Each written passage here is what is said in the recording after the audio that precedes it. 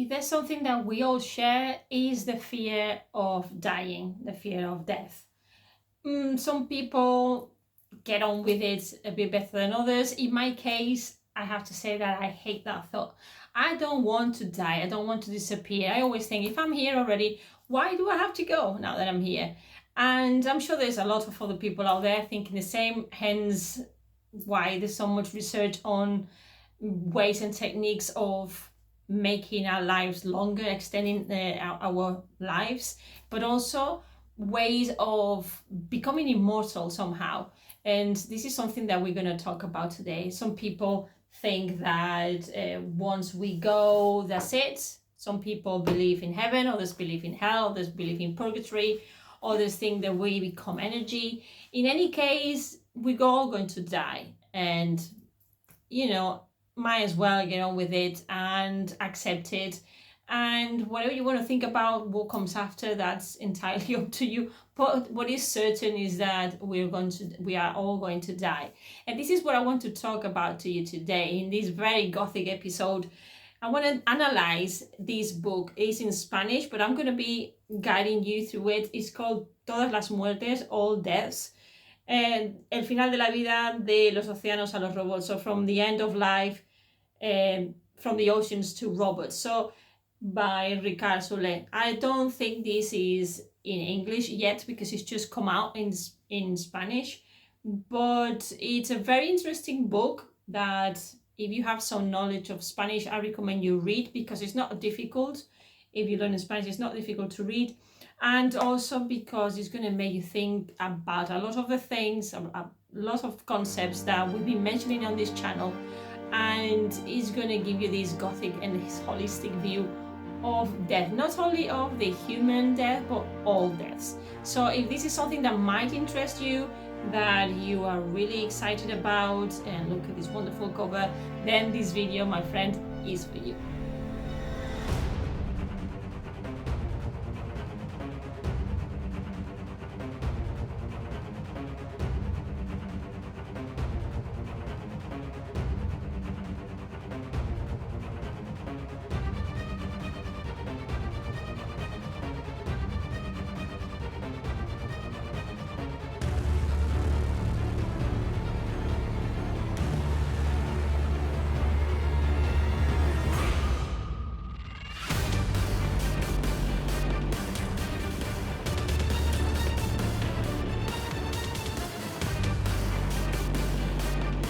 Hello friend, this is Alice and you are in Gothic Land, a place where we talk about all things Gothic, and I help you learning more about yourself through this Gothic Jungian lens that the channel has.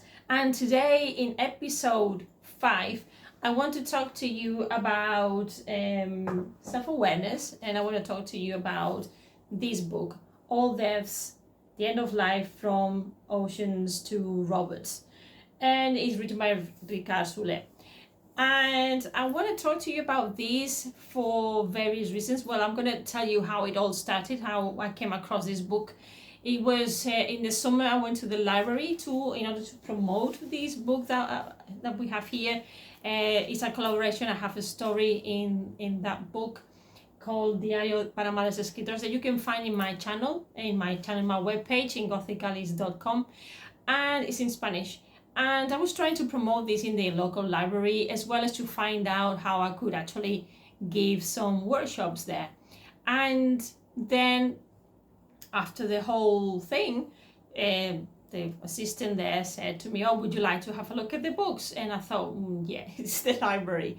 And I was with my 13-year-old son, and we both went and we had a look around.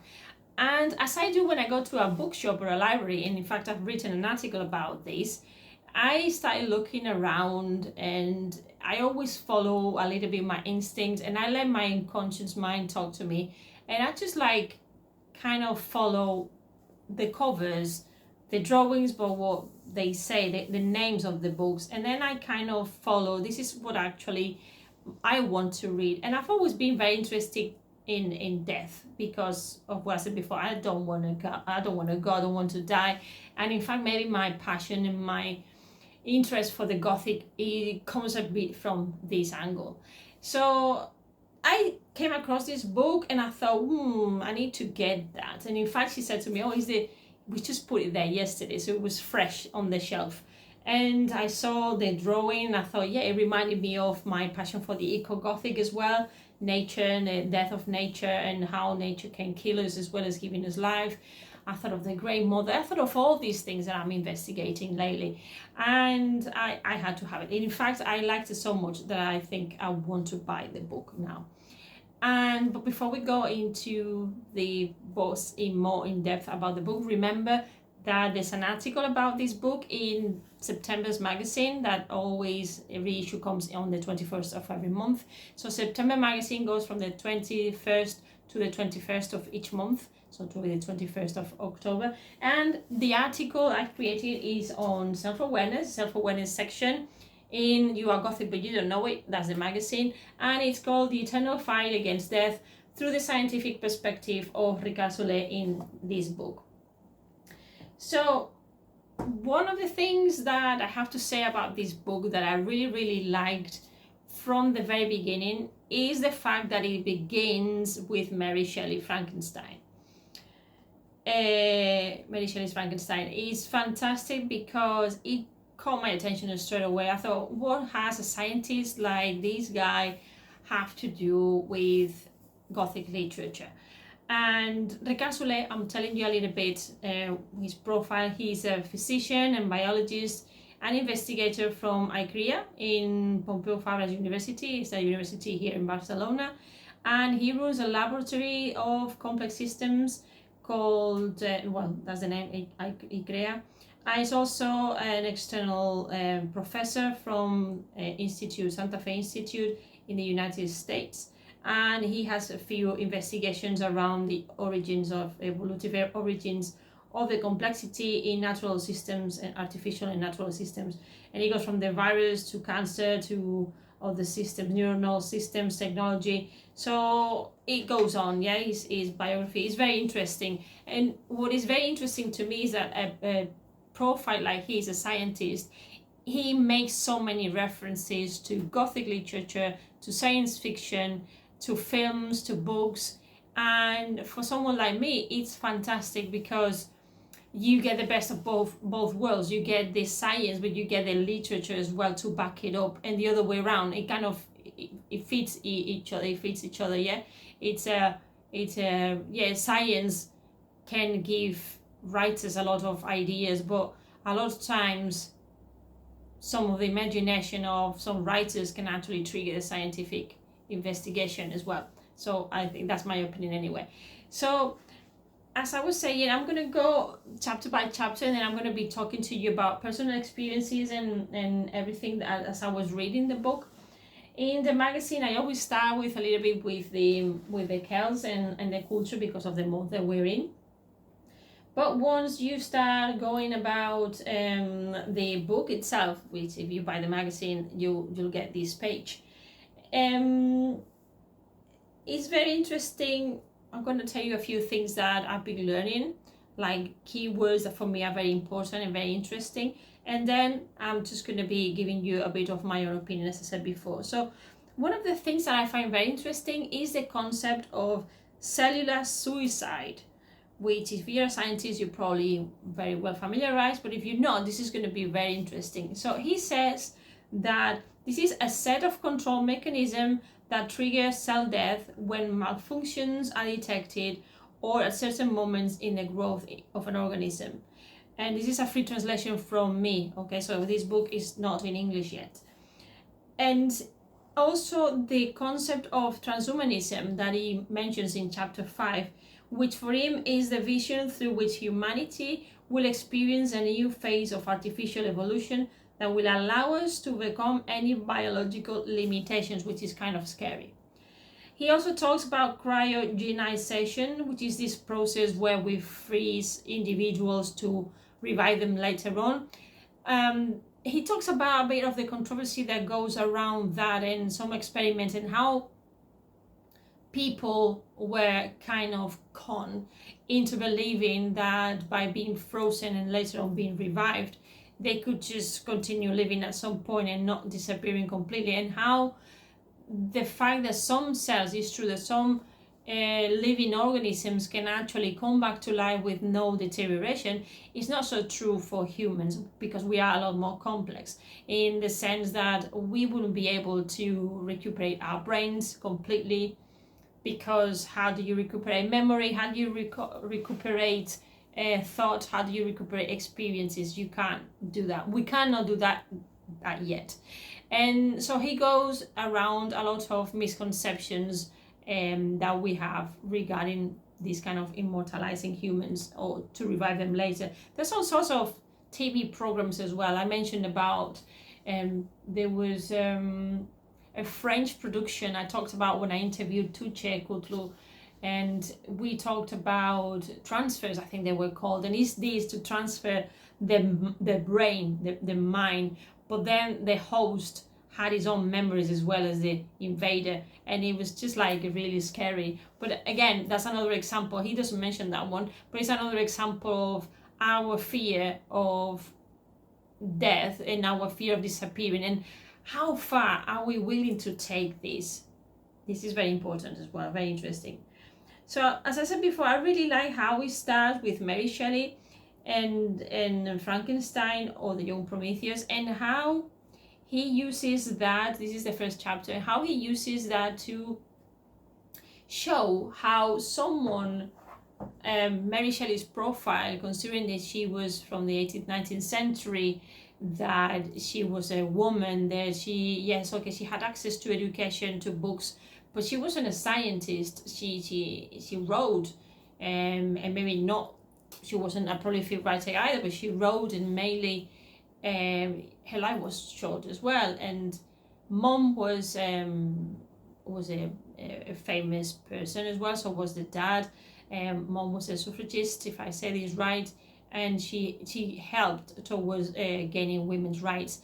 And the dad was also someone famous in politics, so you know, a proper someone who really investigated Mary Shelley will tell you all this very well. But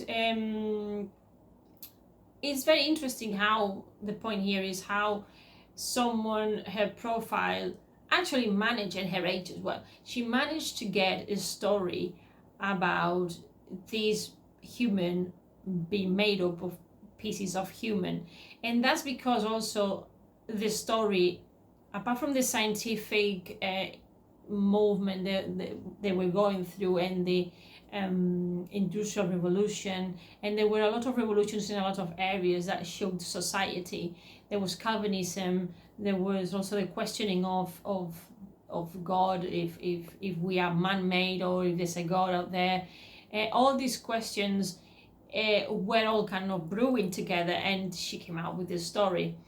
So how much he uses this story actually to see how much of that human putting together, oh yes, and the stealing, the snatching of the bodies for scientific experimentation as well, how much of that actually can actually be verified now, and she wasn't that far from the truth. And he actually explains how much or how close she was or how far she was from the reality, but how still this book has an impact in us, because there's still so much we don't know about our bodies and our mortality that is still very relevant nowadays. It still triggers the same thoughts, it still triggers the same curiosity and the same uncertainties.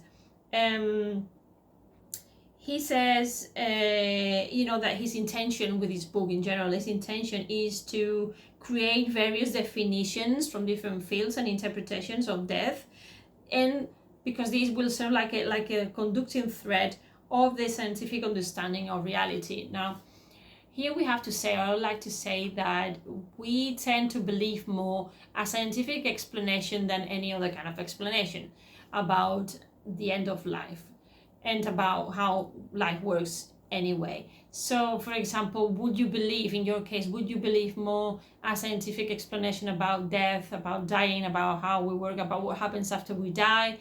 Or would you believe more someone who's a spiritual, or someone who's, I have to be careful here, but someone who's a sensitive, a medium, someone who has faith I mean, faith is one thing and science is another thing, and sometimes scientists can also have faith. Things are not divided, but when it comes down to the explanations, you will probably believe or trust more the science because it's the fact, it's what you can show, you can prove. Although, as I said, if you are a believer of any religion or of your own thing, then things get a bit complicated. But yeah, I think the priority would always the belief. Yeah, if someone comes to you and explains, when you die this will happen, who would you believe? That I'll leave that up to you. So in chapter 2, he talks about the la muerte programada, which is a programmed death, and here he talks about marine viruses, of which he says that parasites, from molecular to social, are an inevitable consequence of complex life, and the sea is full of potential victims. I love that quote.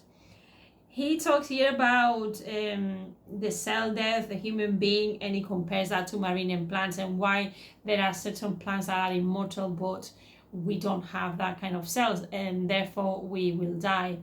And he elaborates on that a little bit later on as well.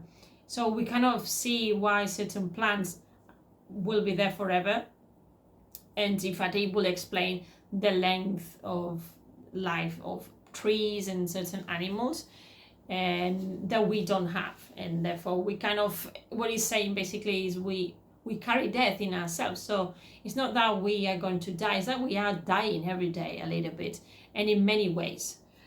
In chapter 3, he talks about the death of the machines, and for that episode, for that chapter, he talks about iRobot. Yes, we saw the film by Will Smith in 2004, even though the story was written and showed in magazines, in American magazines, between 1940 and 1950, and it was all collected in 1950. So you can imagine how this film, when we watched it, I remember thinking, oh wow, this is so innovative, this is so new, and actually someone had written this many years before that. So it shows you that how writers, people with an inquisitive mind, a curious mind, they start thinking on about what's going on around us, what is the progress doing, and then you start imagining what can happen, what could happen if certain things take place. Then you have your story, you have your science fiction, you have your horror story, and sometimes these stories are not far from the truth. In fact, how scared we all are about AI nowadays. Well, personally, I'm not really scared. I'm more scared of humans killing other humans. But how scared we are of AI, is that going to destroy us? Is it going to take jobs? Yes, in some cases people are worried because of their jobs, but then I think AI is still very green. You know, I was trying to write a text the other day and I had the option of using AI, and I thought, oh, let's see what happens, and it didn't sound like me, this thing, and it was like, no, it was good because I could use it to write all the contrary. So that was fine. But I think, and he says, and Ricard says that we shouldn't really worry that much about AI, because in fact a lot of the times the machine is just that, it's a machine, and what we put, the human side of the machine, is actually a construct that comes from us. It's our perception. And he gives a lot of examples, or a few examples of robots that people got attached to. Even there's a robot that was used to and sent to Mars, and when this robot expired, because he had the end of his life arrived, he said, I think I'm dying, batteries going down, so bye-bye. And everybody was crying. So was it because the robot was human, or because we gave this humanity to the robot? This is something that is very important, and I've forgotten to mention in the Spanish video, but it's something that he also mentions here. And also how AI can be so helpful for people who suffer from Alzheimer's, for example, and how an AI tool or a robot can actually help the person not forget or keep remembering who they were. And this robot kind of having the memories, the experiences of the person who's actually forgetting day by day, which I think is a very beautiful thought if you think about it, having that companionship. And even though it's not human, interact with you. So somehow, because humans, we have this capacity of giving things, as I said before, of these human aspects, characteristics, then we don't feel lonely. And nowadays, this is also a very interesting or important factor, because we are very communicative, but a lot of people feel very lonely. In chapter 4, he dedicates that to the death of the mind, and that is another chapter that for me is very interesting. And he says, there's a quote where he says that the rational answer is clear, there is no why, and the question is actually meaningless from a scientific perspective. There is, however, a resounding certainty that we have obtained through science. The possibilities of ordering DNA sequences are hyper-astronomical. And he says that regarding what is our purpose, as human beings, do we have a purpose? That made me think about also the next quote. He talks about the depths of the memory and how we are our memory and how we are our brains, and how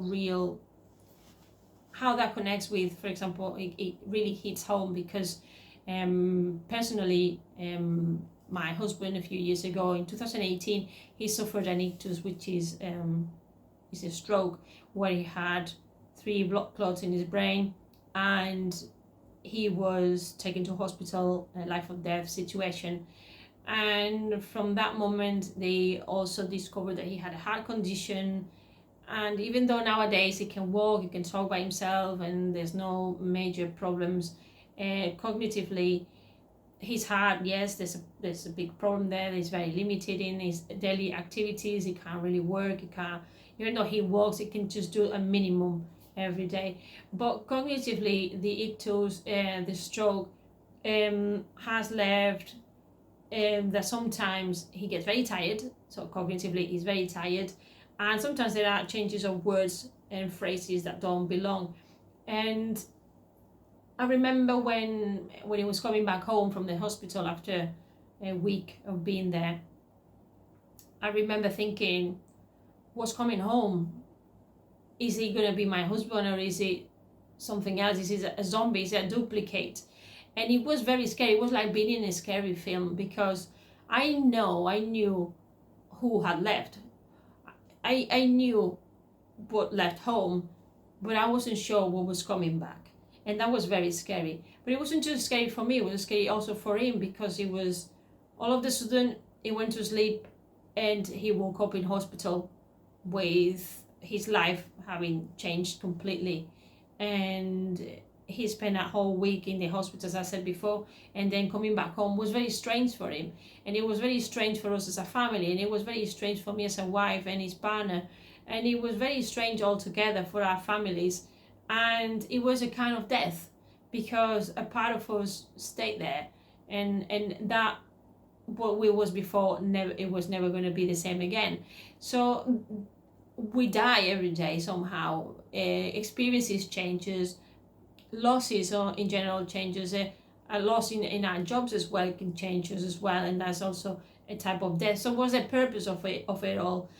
Maybe there isn't a purpose. Maybe we just here and we give ourselves the purpose as we go along. Otherwise we would go crazy if we didn't find a purpose, but that's something else. So this chapter, as I said, elaborates on the Alzheimer's, and chapter 5 is called Death of Immortality, which again he talks here about technology, and he says that our brains, the brain is very difficult to replicate, because first it is the cells, all the connections are very little, very tiny, weeny, micro small. I won't be able to tell you this properly because I'm not a scientist, but it's very difficult to replicate. Basically, we are very difficult to replicate. Our brains are very difficult to replicate. We can replicate probably arms and bodies and things like this. We can clone ourselves if we wanted, but how do you replicate the brain? We will be able to replicate the what it looks like, but not the memories, as we said before. The memories, the experiences, the sensations, how do you replicate that? He says it's not impossible, but nowadays it's very, very difficult. He talks also here about germ cells and somatic cells, which I think is very important because some of them, the germ cells, allow the rest to constantly regenerate. That's why we keep living. But then the somatic cells are the ones responsible for carrying out various special functions, and they can only divide a given number of times, and then that's it, it's gone. So that's why we grow older, that's why we get wrinkles, that's why we get gray hair, that's why we start losing memory.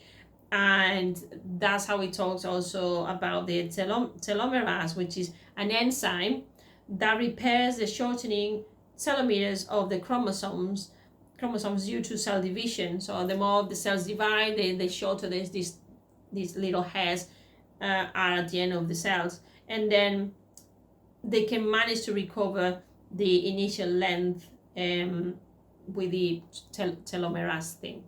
In chapter 6, he talks about the death of the tongues, of the languages, so las lenguas muertas. And this is very interesting as well, and mainly for me, because as a linguist, it's a perfect way of explaining what I've always thought.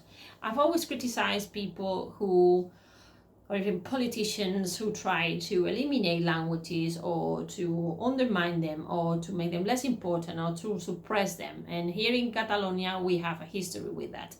So from a linguistic point of view, and without thinking about political intervention and people manipulating the story, the thing is that languages carry culture, carry information, is our identity, and at the end of the day, it makes us who we are.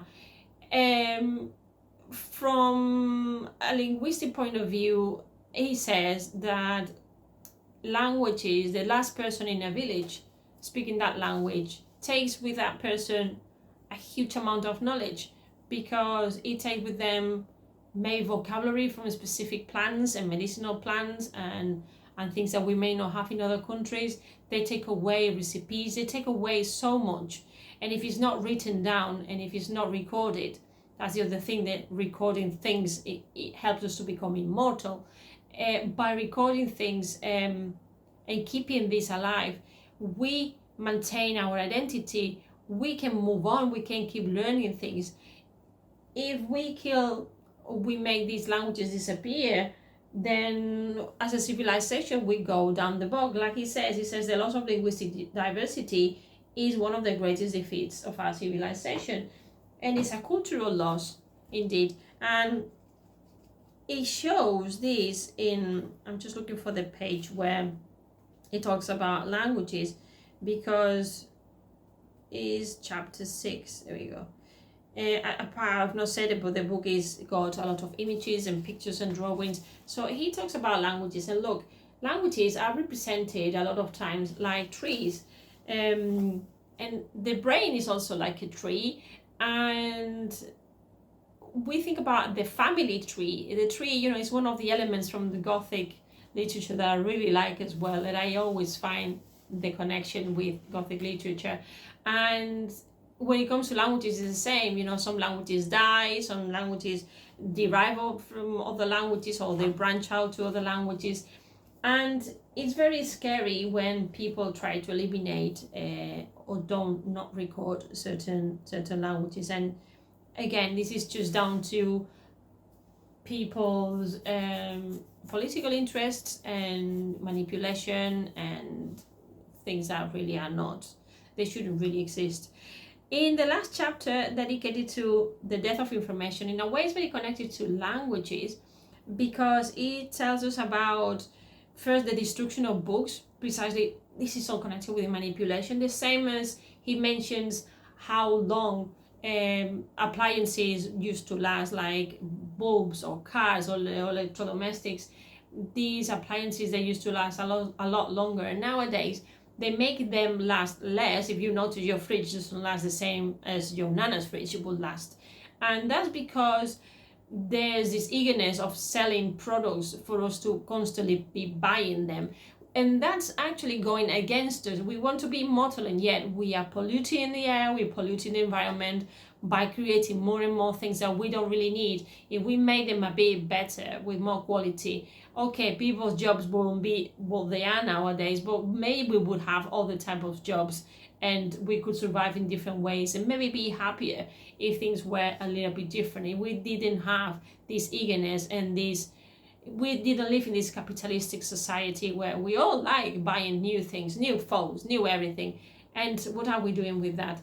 So this is one of the reasons why he talks about the death of technology and or not, and what's wrong with us as people using this technology. This is more scary probably than AI, if you ask me. But he talks about the death of information in the sense that in the same way that I am now here talking to you through this video and giving you my opinion about something that I read that could be completely wrong. If you don't go and check it out, and if you go and say, oh yes, I completely agree, and you go 100% with what I'm saying, what if I'm saying something that is wrong or is not very accurate? You need to go out there and contrast and compare, and you need to see for yourself. Use your critical thinking, even though this is in the section of the self-knowledge, self-awareness. Just use your critical thinking all the time to think, okay, what is she saying? This is interesting, but I'm going to find more information about that. And because otherwise we have what Ricard says, there's a little bit of a perversion of this information, because I'm going to side with people that think the same as I think without checking, and then I'm just going to go and blast it all out, and then I'm just creating false theories, and I'm just creating false information that people will not you go away with that information, and it can be quite harmful. So he talks here about the concept of the echo chamber to refer to the selection of ideas that we identify with and make us feel comfortable. And then what we do actually is what he says, to contribute to create segregation then that can become very pronounced and very, very scary, because then we obtain these groups of people and people become quite aggressive towards each other as well. So what we have is a polarization. It's a kind of death as well. So in this last chapter, he also talks about conspiracy theories. He talks about the COVID and the misinformation. This is a very complicated section, I thought, when I was reading it, because some people believe they were not very well informed. Other people thought that we had a lot of information and we were going crazy. We didn't know what to believe and who to believe. And at the end of the day, I think the COVID is still very, very fresh, very present in our minds. In fact, it feels like it was only yesterday, and that's why a lot of us are having trouble to figure out how long things went and have been going through and long for, and we need therapy and we need help, because we don't really know. We're still very much surprised and taken by everything that happened at that time, and still, the ripples are there. So I think it's a very interesting book. As a personal reflection, I would say that we have here the last page for the COVID. I would like to say that if you have, or if you want to have like a holistic view of the death in literature, how it's portrayed also in nature, science, AI, the future, where we come from but where we're going, it is a very good book to have this holistic view. But it's also a book that I think it invites you to do further reading, and it could be, every chapter could be amplified and become a book on its own, because it's all so interesting and it's easy to read. As I said, it's not complex. It helps you grasp holistically a lot of the deaths that we have around. It makes you think. That's the beauty about it. And what I want you to walk out here today with is that think about all the deaths around you. Think about how you interpret information. What do you use? What don't you use? How do you communicate with other people? How do you perceive death itself and change?